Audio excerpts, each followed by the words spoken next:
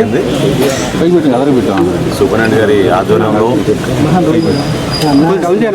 కార్యక్రమాలు, కొన్ని ఆలోచనలు, అదేవిధంగా పేషెంట్స్కి సౌకర్యాలు ఏ విధంగా పెంచొచ్చిన దానిపైన కొంతవరకు అవగాహన తెచ్చుకునే ప్రయత్నం ఈరోజు చేశాం.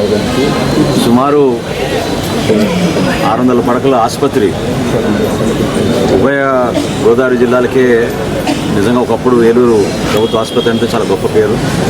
డాక్టర్లు, ఇక్కడ ఉన్న నర్సింగ్ సిబ్బంది అందరూ కూడా సమావేశమై ఒక టీమ్ స్పిరిట్తో పనిచేస్తే చక్కగా మనం ప్రతి ఒక్కరికి సేవలు అందించడానికి ఒక గొప్ప అవకాశం.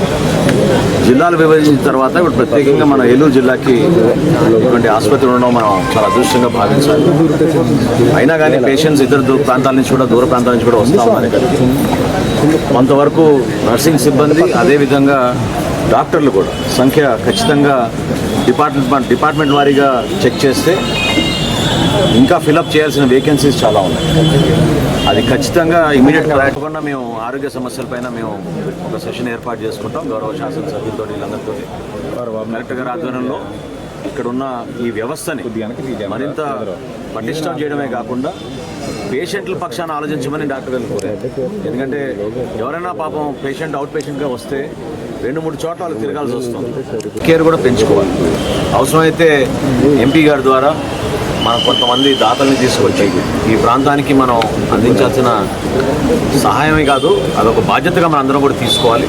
తప్పకుండా ప్రభుత్వం దృష్టికి తీసుకెళ్లి నేను ఎట్టి పరిస్థితుల్లో కూడా రాబోయే రోజుల్లో దీనిపైన లోతుగా సమీక్షించి ఏలూరు ప్రభుత్వ ఆసుపత్రిని మరొకసారి ప్రజలకి ఇంకా మెరుగైన సేవలు అందించే విధంగా ప్రతి ఒక్కరిని సమాయత్తం చేసి ఎక్కడ కూడా ఈ లోపాలు లేకుండా ఖచ్చితంగా నాకు కళ్ళ ముందు నాకు కనపడింది. పేషెంట్లు కొంచెం ఇబ్బంది అటువంటి ఇబ్బందులు భవిష్యత్తులో రాకుండా చూసుకోవాల్సిన బాధ్యత మా అందరిపైన ఉంటుంది.